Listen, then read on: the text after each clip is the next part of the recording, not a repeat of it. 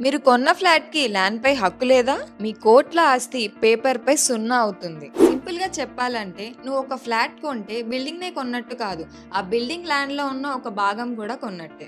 దీన్నే యూడీఎస్ అంటారు. Undivided share of land.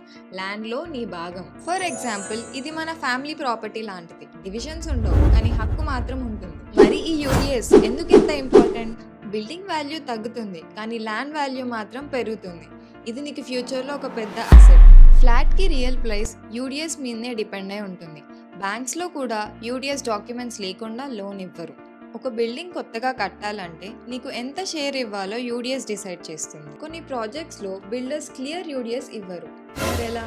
వీళ్ళు ఓవర్ కన్స్ట్రక్షన్ చేసి టోటల్ ప్లాట్ కన్నా ఎక్కువ ఫ్లాట్స్ అమ్మేస్తారు. ల్యాండ్ కోసం లోన్ తీసుకొని మార్ట్గేజ్ చేయడం, ల్యాండ్స్ మీద లీగల్ ఇష్యూస్ ఉన్నా కూడా వాటిని అమ్మేయడం. ఈ సింపుల్ ఫార్ములాతో నీ యూడీఎస్ ఎంతో చెక్ చేసుకో.